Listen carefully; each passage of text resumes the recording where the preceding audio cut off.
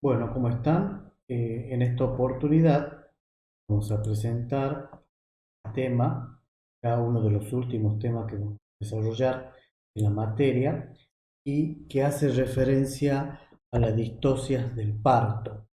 Es un tema, podemos decir, complejo porque tenemos que tener conocimientos previos acerca de la fisiología del trabajo de parto, como así también tener conocimiento cuáles son los elementos que componen parto, las características normales de las contracciones uterinas y también para que puedan entender la distosia ósea es también necesario tener un conocimiento de la anatomía de la pelvis femenina. Bueno, las distocias del parto, sabemos que para que un parto se pueda desarrollar normalmente, es necesario que exista una armonía entre los principios que son los principios mecánicos y los principios mecánicos del músculo uterino. Cuando estos principios no se cumplen, se produce, digamos, lo que es un parto anormal o la distosia del parto. A propósito de esto, vamos a ver que el término distosia, ¿sí?, etimológicamente proviene del griego distoquia y que hace referencia, como vemos acá, la palabra se marca dis, que significa alteración o desviación, mientras que tocos hace referencia al parto o al nacimiento. Es decir, que las distocias son alteraciones o perturbaciones del parto.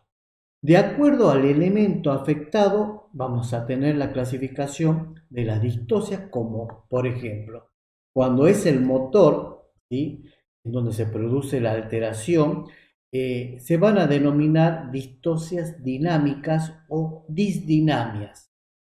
Cuando la distosia tiene lugar en el canal de parto, recordemos que el canal de parto tiene un tejido óseo, es decir, la pelvis femenina se va a clasificar distosia ósea, o si la alteración tiene que ver, digamos, con las partes blandas del canal de parto, llámese segmento inferior, orificio cervical interno, es decir, el cuello, la vagina o el periné, se va a clasificar como distocias de partes blandas. Cuando la alteración o la desviación tiene lugar en el móvil fetal, se va a denominar justamente distosia fetal. Y por último tenemos aquellas alteraciones a nivel del cordón umbilical, las cuales reciben el nombre de distocias funiculares. Entonces, bueno, acá es importante, en primer lugar, saber que los elementos del parto son el motor, el canal y el móvil. Entonces, esas alteraciones pueden ocurrir en cualquiera de esos elementos del parto. Bien, el tema que vamos a desarrollar ahora son las distocias dinámicas o disdinamias. Vamos a definirla diciendo que las distocias dinámicas son aquellas producidas por una existencia de una actividad uterina defectuosa, ineficaz o inapropiada para conseguir las modificaciones cervicales, como así también el progreso del trabajo de parto, como así también el progreso del móvil fetal a través del canal de parto. Entonces, cuando hay algún tipo de alteraciones en las contracciones uterinas, no se va a producir estos fenómenos que ya vimos en las primeras clases, que era el borramiento, es decir, esta longitud del cuello por el efecto de las contracciones tiene que desaparecer y a eso llamamos borramiento. Por lo tanto, tampoco va a haber lo que se llama la dilatación. Entonces, es importante que las contracciones uterinas ocasionen el borramiento, la dilatación cervical y, por supuesto, la progresión del móvil fetal a través del canal de parto. Bien, es importante tener presente que las contracciones uterinas, para que sean efectivas y produzcan todo lo que hablamos recién, el borramiento, la dilatación y la progresión del móvil fetal, esas contracciones deben poseer estas características que son el triple gradiente descendente.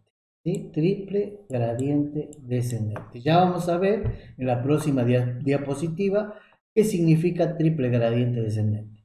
Otra de las características es que la contracción debe invadir, como vemos acá, la totalidad del útero. No una parte, sino la totalidad del útero.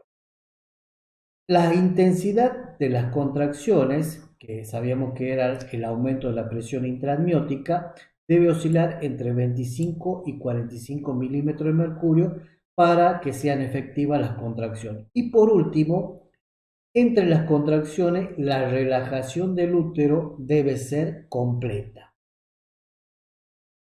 Bien, acá vemos un gráfico en donde tenemos el trabajo de parto, las contracciones uterinas en un trabajo de parto, en donde vemos que la frecuencia es sabido que es el número de contracciones en 10 minutos. En este caso, si observamos, tenemos 1, 2, 3 contracciones en el transcurso de 10 minutos. Es importante determinar la frecuencia de acuerdo a la etapa del trabajo de parto. Las contracciones van a ir aumentando.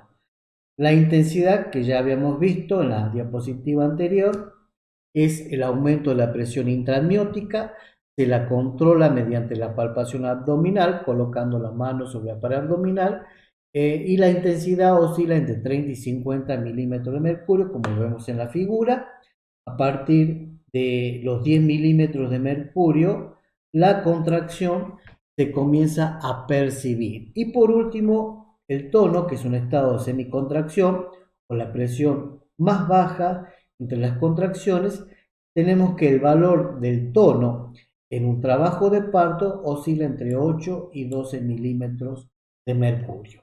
Entonces, es importante tener presente esto y tener bien presente que las características de la contracción uterina van a ir aumentando tanto en frecuencia, en intensidad y tono a medida que avance el trabajo de parto.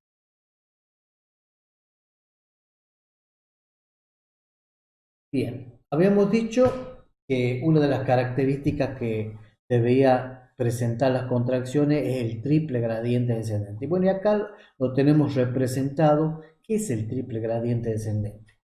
En las primeras clases que yo di, había dicho que el útero, en la zona de los cuernos uterinos, presenta los marcapasos. Acá lo vemos, el marcapaso izquierdo, marcapaso derecho.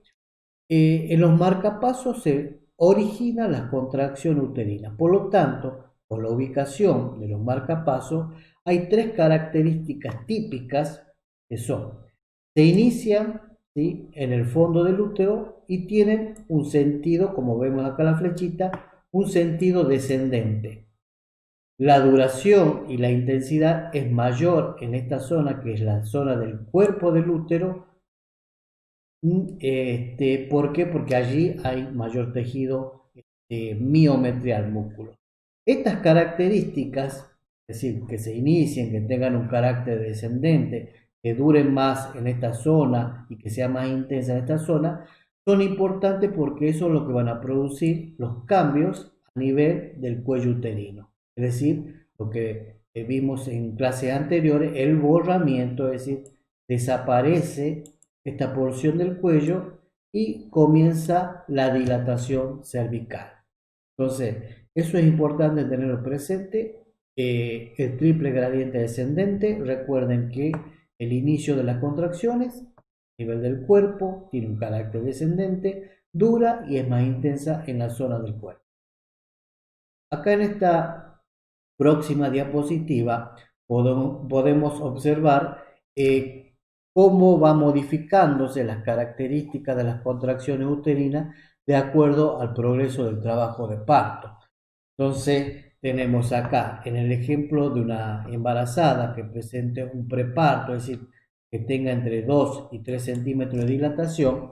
Esa embarazada debería presentar una frecuencia de las contracciones entre 1 y 2 contracciones en 10 minutos, en donde la intensidad debe oscilar entre 40 milímetros de mercurio, un tono, puede iniciar con un tono de 8 milímetros de mercurio, y la duración de las contracciones oscila entre 30 y 35 segundos cada contracción.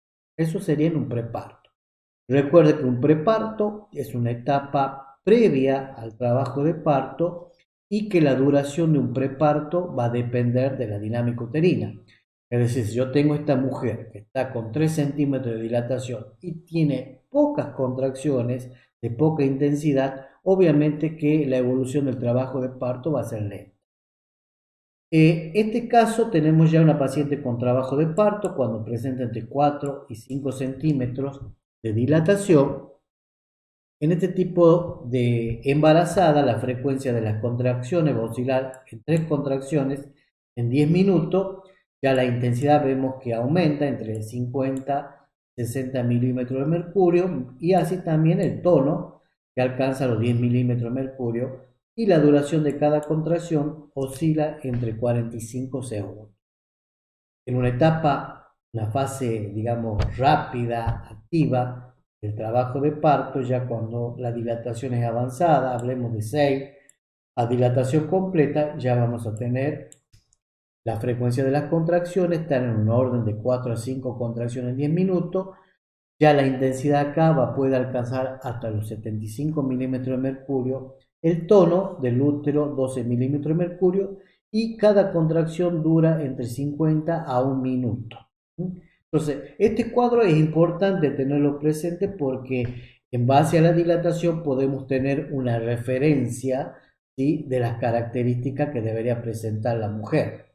Entonces, es importante que lo revisen a este, digamos, cuadrito. Bien, todo lo que acabamos de ver es normal. Ahora, veamos cuándo una onda contráctil o una contracción es anormal. Una onda contráctil anormal se clasifica como onda contráctil generalizada. ¿Qué pasa acá? Acá vemos, ¿se acuerdan que en las primeras diapositivas habíamos dicho que los marcapasos se encuentran acá en esta zona, que son los cuernos uterinos? Bueno, cuando hay una onda anormal generalizada, los marcapasos, como vemos acá, se encuentran en las partes bajas del útero. Entonces, si bien esa mujer va a tener contracciones, no van a ser efectivas ni eficientes porque las ondas contráctiles van a ser ascendentes, como vemos acá, es decir, van a actuar a nivel del cuerpo. Por lo tanto, no van a producir las modificaciones que necesitamos que ocurran a nivel del cuello y la progresión del modo fetal. Entonces, en definitiva, no va a haber dilatación ni progresión del trabajo de parto. La onda contráctil anormal se puede clasificar también en localizada. El útero actuar dividido en 2 partes con un marcapaso independiente. Entonces, cada marcapaso va a actuar produciendo una contracción, pero esas contracciones van a ser asincrónicas. Es decir, cuando una mitad del útero se contrae, la otra mitad del útero se relaja. Y en este caso sería una onda anormal localizada de segundo grado. ¿Por qué? Porque acá el útero actúa dividido en varios sectores con un marcapaso independiente. Como está dividido en 5 partes, bueno, va a tener 5 marcapasos, ¿sí? Entonces, esos marcapasos van a producir contracciones asincrónicas, eso va a producir una incoordinación y por lo tanto no va a producirse modificaciones cervicales ni progreso del trabajo de parto. Bien, entre los factores de riesgo de las distocias dinámicas o la distosia en general, es frecuente, digamos, cuando la edad materna supera los 30 años o cuando es una primigestañosa, es decir, su primer embarazo y tiene una edad mayor a 35 años. Es más frecuente también este tipo de distocias en las grandes multíparas o en las nulíparas, en las embarazadas obesas, cuando tenemos partos distóxicos previos, en el caso de que la pelvis no sea ginecoide. Recordemos que la pelvis normal, la pelvis apta para un parto debe ser ginecoide. Cuando tenemos el bajo o alto peso al nacer, cuando hay una lesión uterina concomitante, por ejemplo, adherencias anormales, algún tipo de cirugía a nivel del útero, Cuando tenemos también presentaciones de flexionada, es decir, en vez de presentarse normalmente la presentación cefálica de vértice, ¿se acuerdan que yo decía que era una presentación flexionada, de tal manera que el mentón tomaba contacto con el esternón? Una presentación deflexionada es cuando el mentón se aleja del esternón y son las presentaciones de frente y de cara. Bien, es importante este punto a la hora de clasificar las distocias dinámicas. La vamos a clasificar, ¿sí?, en dos grandes grupos.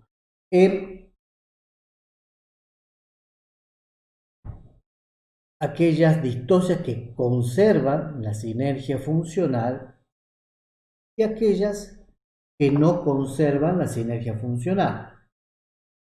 ¿Qué significa sinergia funcional? La sinergia funcional es cuando existe un trabajo en conjunto.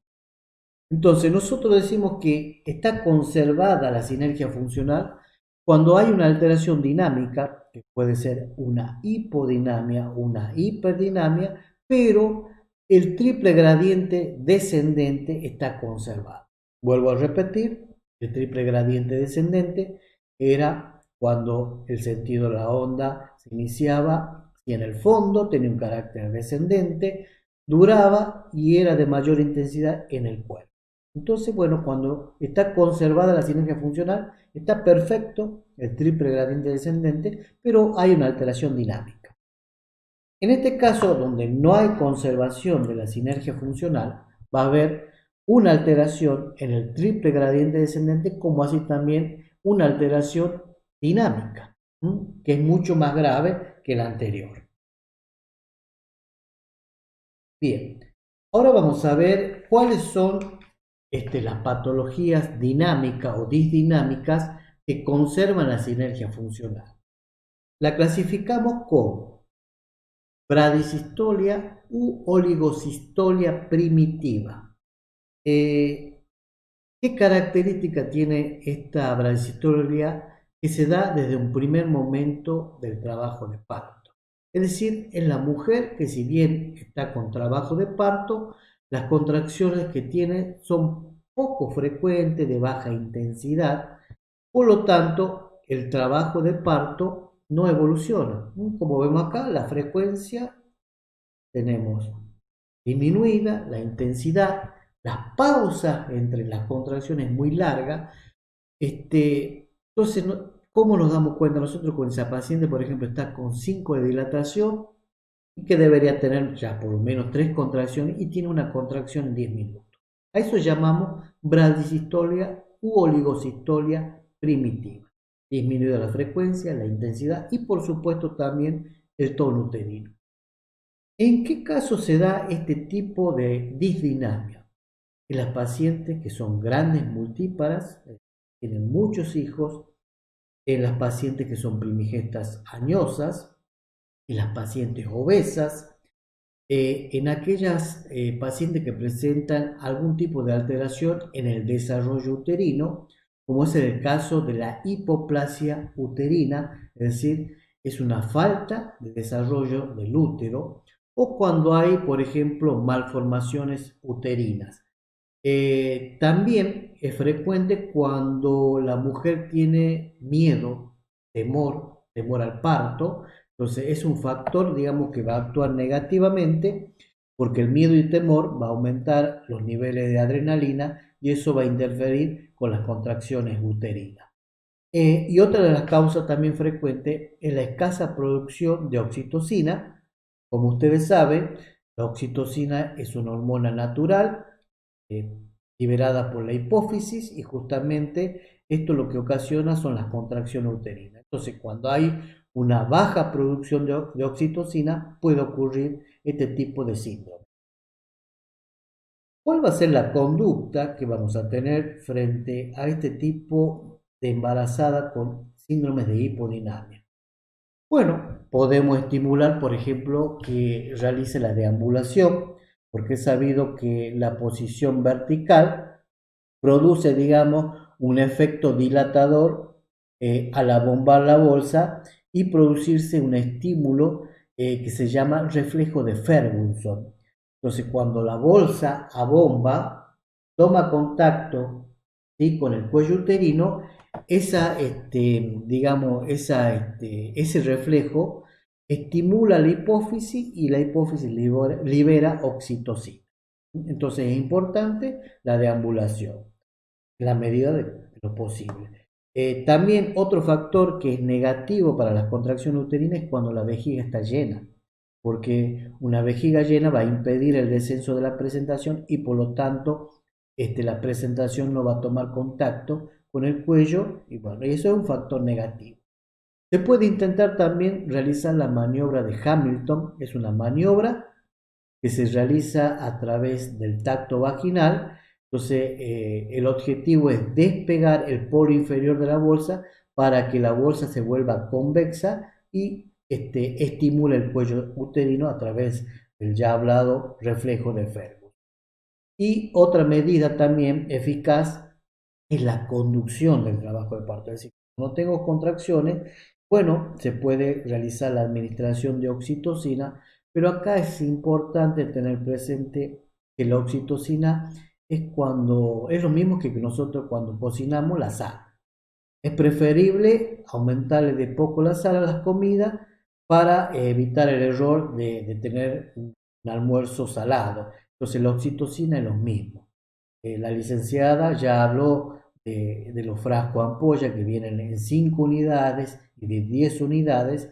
Entonces siempre es conveniente para conducir un trabajo de parto comenzar con una unidad internacional, ir aumentando a 2 unidades y de esa manera vamos aumentando, incrementando la dosis como así también el goteo y ver la respuesta que tiene la mujer. Se puede utilizar hasta 5 unidades para la conducción del trabajo de parto. ¿Sí? Entonces, siempre debemos utilizar la oxitocina con cuidado. Bien, eso es transitolia o oligocistolia primitiva. Es decir, recuerden que está disminuida la frecuencia, la intensidad y el tono y este cuadro se presenta desde el primer momento del trabajo de parto. Bien, después tenemos la bradicistolia o inercia secundaria. Es un cuadro similar al anterior, pero acá es una expresión de fatiga muscular ocasionada por un obstáculo a la progresión del móvil fetal. ¿Qué significa esto? Que la mujer en un primer momento tenía contracciones totalmente normales, pero sin embargo no avanzaba el trabajo de parto. Entonces eso ocasiona que el útero, el miometrio, se agote, se canse. Entonces, este cuadro es, por ejemplo, cuando tenemos una desproporción fetal, es decir, cuando tenemos un feto grande, no avanza el trabajo de parto y el útero se agota, o cuando tenemos, por ejemplo, una estrechez pélvica. No vamos a pretender que el parto se produzca por vía baja cuando hay una estrechez pélvica, entonces si no lo diagnosticamos a tiempo, el útero va a pasar la inercia secundaria, el útero se va a fatigar. Entonces, ¿qué es lo que debemos hacer en este caso? Bueno, va a depender de acuerdo al factor etiológico, cuál es la causa. Entonces, primero tenemos que proporcionar reposo al útero, poner a la embarazada en el cúbito lateral izquierdo, la administración de oxígeno y si la causa sea una desproporción o una estrechez pélvica, bueno, el tratamiento va a ser totalmente diferente al anterior. En este caso va a ser la operación cesárea. Bien, entonces estos cuadros que acabamos de ver, recuerden que son síndromes donde está conservada la sinergia funcional y en donde hay una disminución en el número de contracciones. Después tenemos los síndromes de hiperdinamia. Los síndromes de hiperdinamia son cuadros de dinamia mucho más graves que las anteriores, porque recuerda que con cada contracción se produce la compresión de los vasos uterinos, lo que va a producir una disminución del flujo útero-placentario. Entonces, el feto puede sufrir una hipoxia y que puede desencadenar lo que se llama sufrimiento fetal agudo. Entonces, a diferencia de los cuadros anteriores, los síndromes de hiperdinamia está aumentada. Se llaman taquisistolia o polisistolia. ¿Por qué? Porque hay un aumento en la frecuencia de las contracciones uterinas. Entonces, habíamos dicho que de acuerdo a la etapa del trabajo de parto, la frecuencia va aumentando. Por ejemplo, si nosotros tenemos una paciente con trabajo de parto y que presenta más de 6 contracciones en 10 minutos, la denominamos polisistolia. O por ejemplo, si tenemos una paciente que está con un preparto, es decir, está con 3 de dilatación y presenta 3 contracciones en 10 minutos, también la consideramos como polisistolia para esa etapa del trabajo de parto.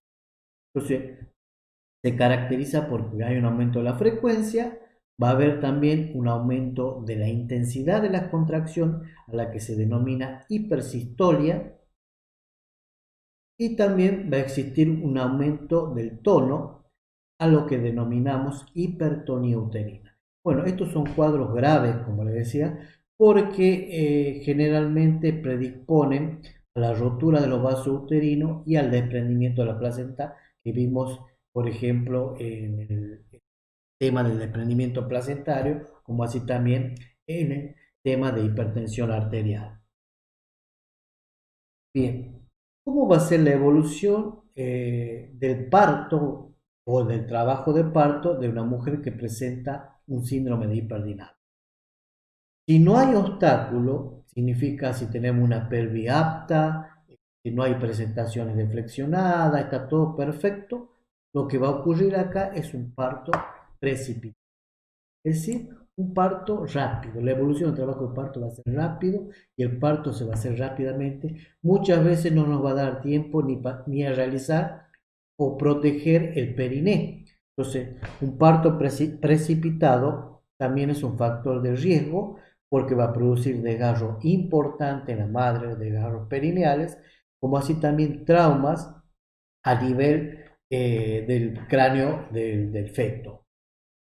Y en el caso de que existe un obstáculo y esté con una hiperdinamia y se no se diagnostica a tiempo, el útero de tanto contraerse va a llevar a lo que se llama rotura uterina, que es un accidente grave.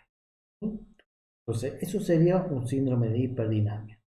También tenemos dentro de estos síndromes de hiperdinamia lo que se conoce como hipertonía uterina, que es un cuadro raro y que se caracteriza porque los valores del tono del útero aumentan considerablemente, tal es así que el útero, si nosotros lo palpamos, está permanentemente duro, no se pueden palpar las partes fetales. Generalmente en estos cuadros de hipertonía uterino evoluciona al desprendimiento placentario, al sufrimiento fetal e inclusive a la muerte, ¿sí?, del feto. Entonces, cuando tenemos un cuadro de hipertonía uterina, es importante proporcionar reposo al útero. Entonces es importante el diagnóstico precoz. Entonces, yo coloco la mano para controlar la dinámica uterina y en ningún momento relaja el útero, bueno, estoy frente a una hipertonía. Y sé que si no tomo medidas inmediatas, va a ser una complicación grave tanto para la madre como para el niño. Entonces, ¿qué es lo que se debe hacer? Vamos a colocar una vía con solución fisiológica, se la va a colocar a la embarazada en decúbito lateral izquierdo con oxígeno y se va a hacer una medicación en bolo. El nombre de la droga se llama clorhidrato de hexoprelalina o argosian. La manera de administrarlo para que se da el útero es, tiene una ampolla de 5 mililitros, saca solamente 2 mililitros y en una jeringa se lleva esos 2 mililitros a 10 con agua destilada o solución fisiológica. Entonces, a través suero, lo voy a colocar 1 mililitro por minuto, es decir que esa medicación debe pasar en 10 minutos y eso da muy buenos resultados para sedar el útero y para que ganemos tiempo para tomar una decisión. Generalmente los cuadros de hipertonía uterina terminan en cesárea. Bien. ¿Y por qué se produce una hipertonía? Eso me olvidé de explicarle, porque acá el útero va a actuar dividido en dos partes, como vemos acá. Primero, esta parte se puede contraer, esta se relaja, cuando esta se contrae, esta se relaja, entonces eso produce que haya un aumento del tono uterino. Bien, cuando no hemos diagnosticado, vamos a pasar la hipertonía uterina, no hicimos nada, esa paciente va a pasar a otro cuadro mucho más grave que se denomina tétanos uterino. Entonces es una complicación, ¿sí?, del cuadro anterior. En este caso también el útero va a tomar valores muy elevados, ¿sí? Está asociado al síndrome de hipertensivo. No hay en ningún momento una fase de relajación del útero y este tipo de pacientes también evoluciona, ¿sí?, al desprendimiento placentario y a la muerte fetal. El tratamiento es exactamente lo mismo que el anterior. Se hace la exoprelalina, decúbito lateral izquierdo, oxígeno, y si el feto está vivo, inmediatamente debe pasar a quirófano. Esto que dice acá, el tétano uterino, tono aumentado, útero en tabla, significa que cuando yo toco el útero, en ningún momento se puede percibir parte fetal. Está en tabla, durísimo. Y por último tenemos la retracción uterina, digamos que digamos, la más grave de la hiperdinamia. Es el estado terminal de toda hiperdinamia porque lleva a cambios irreversibles del músculo uterino. Es decir, se produce la retracción del útero. ¿Se acuerdan que las propiedades del útero eran contraerse y retraerse? Contracción es el acortamiento transitorio y la retracción es el acortamiento definitivo. Entonces, la retracción uterina, recuerden ustedes, cuando vimos alumbramiento, era importante, pero una vez que nace el niño y que se produce la expulsión de la placenta. Bueno, acá la retracción se hace con el feto. Entonces, el estado terminal lo que hace el feto es adaptar, el útero, mejor dicho, es adaptarse al feto, obviamente el feto muerto. Entonces, acá el tratamiento, por supuesto el feto muerto, es realizar la cesárea más la histerectomía, que es la extracción del útero, porque ya el útero, digamos, ha perdido la capacidad de contraerse.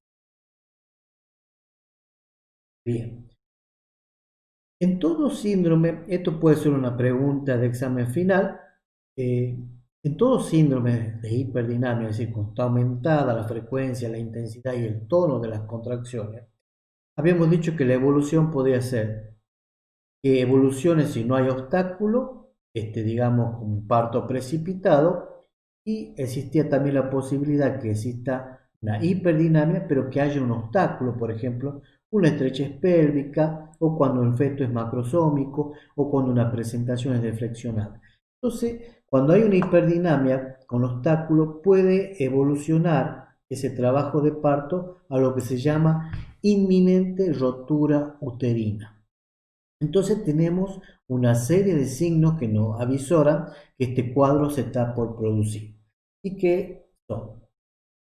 Cuando hay una elevación dinámica ocasionada por un obstáculo invisible, se produce el síndrome de Bandar.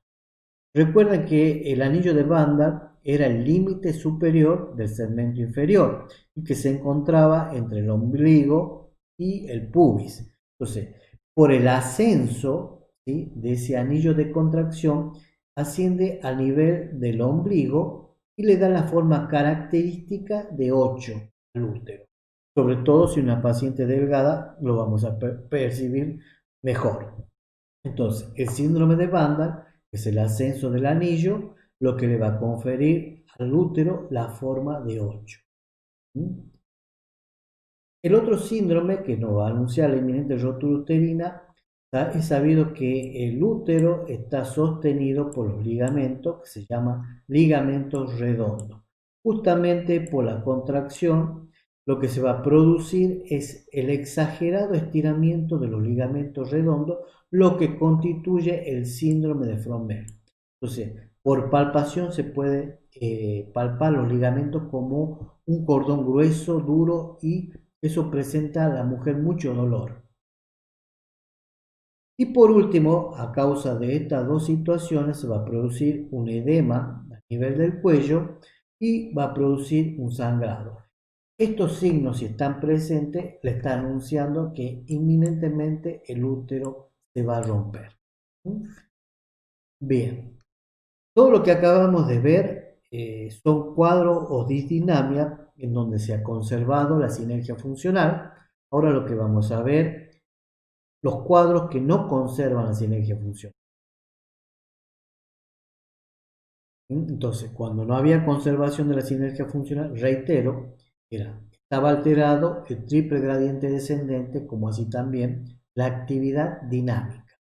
Los cuadros que se pueden presentar, ¿sí?, en las alteraciones, digamos, sin conservación, el síndrome de Demmelin o distosia de Bandar, que ya la vimos, es el ascenso del anillo de Bandar a nivel del ombligo, lo que le da la forma característica de 8, y justamente el síndrome de Demmelin se produce por las contracciones que son asincrónicas. El síndrome de Schickeler es una distosia cervical a nivel del cuello porque se produce porque hay marcapasos atípicos que van a producir contracciones ascendentes. Por lo tanto, no va a ser efectiva para modificar el cuello. Y por último, la incoordinación. Ya habíamos dicho que puede ser de primer grado cuando el útero actúa dividido en dos con un marcapaso independiente, o puede actuar una incoordinación generalizada de segundo grado en donde el útero actúa dividido en varias partes. En definitiva, estos cuadros donde no se conserva la sinergia funcional, si bien la paciente va a presentar contracciones, estas contracciones no son efectivas porque no van a actuar a nivel del segmento inferior ni del cuello, por lo tanto es un cuello que va a estar inactivo, es decir, a través del tacto vaginal no va a haber modificaciones cervicales, no va a haber descenso de la presentación, se va a prolongar el trabajo de parto, la mujer va a entrar en lo que se llama un agotamiento materno, si no se toman medidas inmediatas, va a pasar el feto a un estado de sufrimiento fetal e inclusive de la muerte. Se puede prevenir las distocias dinámicas justamente a través del conocimiento de las características de las contracciones y de la vigilancia del periodo dilatante. Bueno, esto es con respecto a las distocias dinámicas. Pueden completar, digamos, este tema con la lectura, ¿sí?, del módulo. Y ahora vamos a pasar a otro cuadro, que son las distocias de partes blandas. Las distocias de partes blandas es cuando afectan, digamos, las partes blandas, ya sea el útero, el segmento inferior, el cuello, vagina o el períneo. Simplemente lo que voy a hacer es nombrarles los cuadros más frecuentes de partes blandas y que se preguntan generalmente en un examen final. Las más frecuentes de las distocias de partes blandas son las distocias de cuello. Recuerden que el cuello es la porción inferior, ¿sí?, del útero, está formado por el orificio cervical interno, que es el que está en contacto con, digamos, con el feto, y el orificio cervical externo, que es el que está en contacto con la vagina. Dentro de las alteraciones del cuello tenemos la aglutinación de cuello.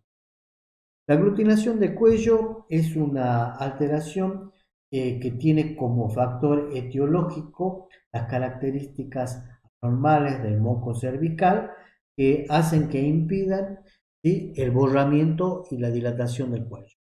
Entonces, ¿qué característica tiene la aglutinación del cuello?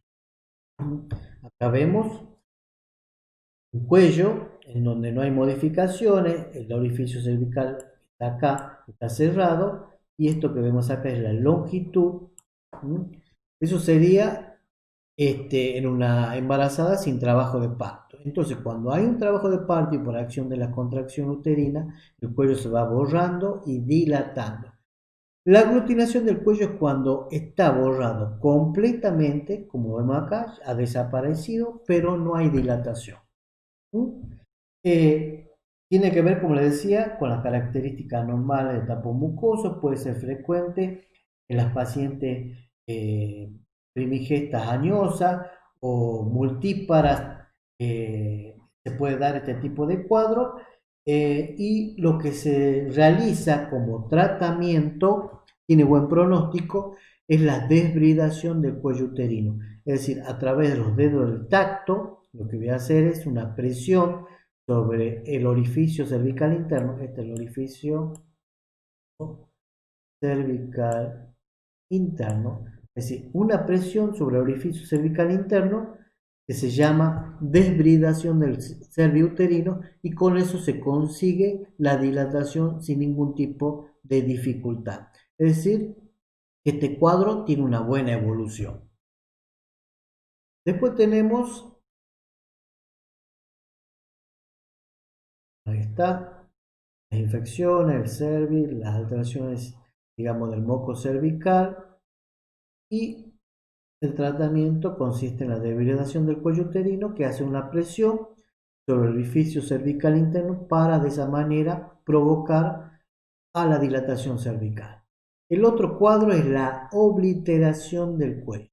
Es un cuadro similar al anterior, el cuello está borrado, pero también, como en el cuadro anterior, no se dilata, pero el pronóstico de una obliteración del cuello es totalmente diferente al anterior.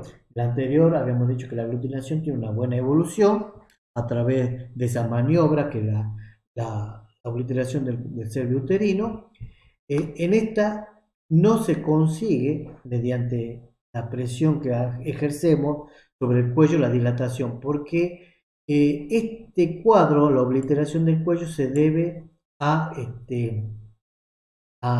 una rigidez cicatrizal del cuello, es decir, porque hubo, digamos, desgarro en partos anteriores en donde se tuvo que realizar una sutura del cuello, entonces eso le da una rigidez permanente al cuello que impide la dilatación. Entonces, ¿cuál es la diferencia entre una aglutinación y una obliteración? El pronóstico, porque el cuadro es similar, en ambos está borrado el cuello, pero en la aglutinación se consigue fácilmente la dilatación y en la obliteración no. Por lo tanto, un cuello obliterado, es decir, con antecedentes de sutura, de desgarro, la indicación es la cesárea. Otro cuadro frecuente que puede producir una distosia de parte blanda es el edema de cuello. ¿Cuándo se produce un edema de cuello? Cuando la mujer, por ejemplo, está pujando y aún no ha completado la dilatación cervical. Eso va a producir un edema a nivel del cuello. O cuando, por ejemplo, se realiza tactos de manera reiterada. Entonces, esa acción, esos tactos reiterados van a llevar a que el cuello se edematice y sea un factor distóxico para la progresión de la dilatación. Entonces hay que evitar los tactos de manera reiterada, sino que se deben realizar de acuerdo a las características de las contracciones uterinas. Los pólipos cervicales, otro cuadro que ocurre a nivel del cuello, que son formaciones de tejido anormal, que se deben a la hipertrofia de la mucosa endocervical. Estos aumentan durante el embarazo y pueden sangrar. Y generalmente los pólipos son pequeños, por lo tanto no son considerados como factor de distosia, pero sí, como les digo, a medida que progresa la dilatación y avanza la presentación, lo que puede producir es un sangrado. Las distocias de vagina, que también forman parte de los tejidos blandos del canal. Tenemos la estenosis cicatrizal de la vagina, que es un cuadro producto de desgarros de partos anteriores, lo que va a dar una rigidez del canal del parto, las malformaciones de la vagina, por ejemplo, la vagina tabicada, es dividida en dos.